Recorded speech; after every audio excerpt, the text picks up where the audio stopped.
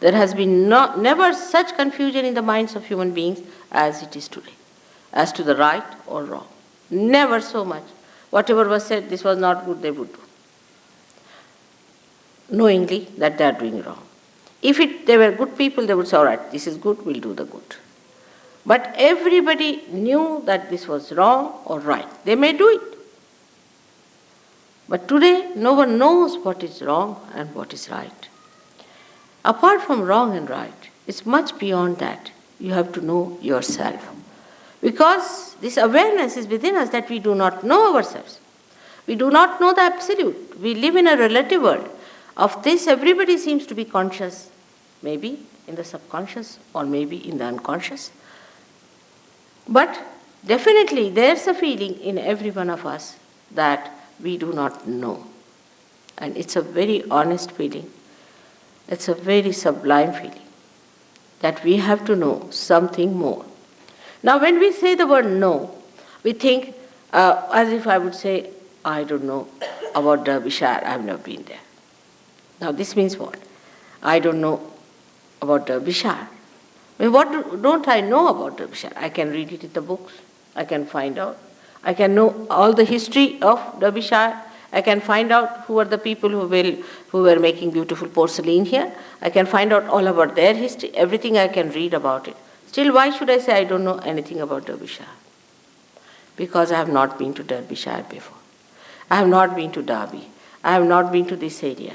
I have not seen this place. I have not visited it. I have had no experience of this place, so I don't know about it.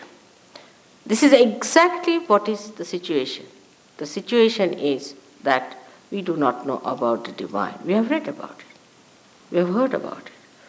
So many people have written about it. Once they know there's an inquiry about it, they come out with books. Books after books, thousands of books they have written. How many of them are true and how many of them are untrue? It is impossible to find out because we do not actually know. Supposing somebody says that Duke of Bedford was born in Derbyshire. All right, how will I know? I would not know till I meet somebody who is really belonging to that place, who knows about it. In the same way, the knowledge that we have also about divine is very confusing. But this is not knowledge. This is never the knowledge. The idea of knowledge comes to us as if it is a kind of an answer to our inquiries which is rational, which we can understand intelligently through our intelligence. But now this area is beyond intelligence, beyond rationality. Beyond all that is limited is the unlimited area. All such unlimited areas can be only known by experience of your awareness. Now this one should understand is a very delicate thing, how to know something, an experience of our awareness. Not an experience, you suddenly see a light, so it's an experience. I mean, you can always see a light. It's so great. The people feel about it that they have seen some light suddenly sparking before them. Nothing so great. There could be some areas from there a sparking can come and maybe it is of no use to you, but just you might feel that you have experienced. So one must know that seeing is not experiencing. For example, a dog sees this instrument. But what does he know about it? He sees it.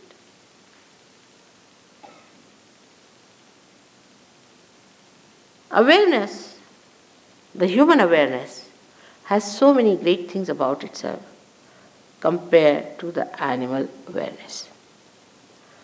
For example, we can say the awareness of beauty, animals don't have. Awareness of cleanliness, animals don't have. Human beings have these built within themselves. They can feel it. They can feel it on their central nervous system. So whatever is your awareness is to be felt on your central nervous system. It's not just an imaginary thing or an intellectual discussion. Yes, I know, I don't. Not that way. The knowledge should come to you through your feelings. Like, I can feel this is hot or cold. But a stone will not feel anything. In the same way, the feeling has to come through your central nervous system. That means your awareness itself has to be charged. It has to get a new dimension. Your awareness itself has to get a new dimension. All other experiences has no meaning whatsoever in evolution, if you see. In evolutionary process, it is the awareness that improves, receives better and better dimensions. And these dimensions have reached its maximum at the time when you become a human being, where your awareness is just ready to receive the awareness of the universal being, of the collective being, so that you become the collective being. Now, I would like to tell you about this within ourselves, how we are placed. For every practical purposes, you should not take me for granted. But you should not also deny what I tell you. It's like entering into a new university. We listen to the professor and we try to follow him. Supposing he propounds a hypothesis before you, then you just start judging it. Work it out.